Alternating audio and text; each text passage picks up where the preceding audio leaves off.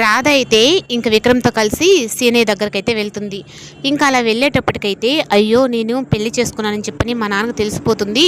ఈ తాళిని ఏం చేయాలి అంటే, సరే దాన్ని తీసేసి మీ నాన్న దగ్గరికి రా అని చెప్పని విక్రమ్ అయితే అంటాడు.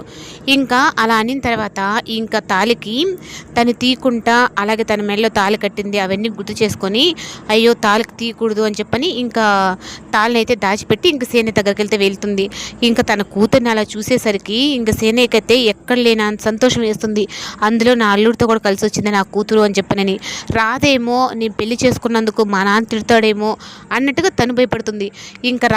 ఇంకా వాళ్ళిద్దరిని అలా చూసిన తర్వాత సీనయ్య అయితే నన్ను క్షమించు నాన్న అని చెప్పనంటే, ఎందుకమ్మా నీ తలరాతలో అది ఉంది, నువ్వు ఎక్కడికి చేరాల్సిన దానివి అక్కడికే చేరావు అన్నట్టుగా ఇంకా ఆ పెళ్ళిని సీనయ్య యాక్సెప్ట్ చేసినట్టు మాదిరి సంతోషించేటప్పటికి చాలా సంతోషిస్తుంది ఇంక రాధ కూడా.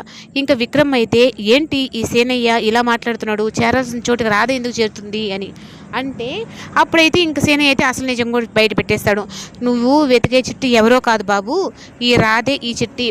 15 సంవత్సరాల క్రితం తను ఒక లోయలో పడిపోతే అక్కడ నేను కాపాడి పెంచుకున్నాను. కానీ నాకు ఈ మధ్య నాకు తెలిసింది మీ ఇంటికి. ఆ విషయం నేను మీ ఇంటిలో చెప్పాలని చెప్పి నేను వస్తేనే ఆ దమయంతి భవానీ శంకరు నన్ను ఇలా చేసి ఈ కేసులో ఇరికిచ్చారు అని చెప్పనని ఇంకా మొత్తం నిజం చెప్పేస్తాడు. ఇంకా అలా చెప్పిన తర్వాత రాధ అయితే ఇంకా చూసారా సార్, మా నాన్న ఏ తప్పు చేయలేదని చెప్పని నేను అన్నాను కదా, అయినా ఈ కేసులో మా నాన్ని ఉట్టి పుణ్యానికే మా నాన్ని ఇలా ఇరికిచ్చారు అని అనేటప్పటికి, అసలుకి ఆ రోజు జరిగింది ఏంటి సీనయ్య అని చెప్పని అని ఇంకా అడుగుతాడు మొత్తం. ఇంకా అడిగిన తర్వాత ఈ పిన్ టు పిన్ మొత్తం అయితే సీనయ్య అయితే చెప్పేస్తాడు. నేను వచ్చేటప్పుడు నన్ను కిడ్నాప్ చేశారు, ఆఖరికి మళ్ళీ నేను కళ్ళు తెరిచి చూసేటప్పటికి ఆ శవం దగ్గర నన్ను పడుకోబెట్టున్నారు అని చెప్పనని.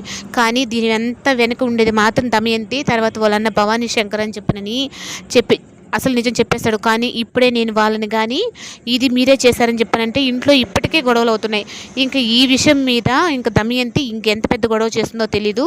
అప్పుడు ఇంట్లో వాళ్ళందరూ పక్కా సాక్ష్యాలు పెట్టుకొని దమయంతిని ఇరికించాలి, అలాగా భవానీ శంకర్ని అని చెప్పన్నట్టుగా విక్రమ్ అయితే అనుకుంటాడు.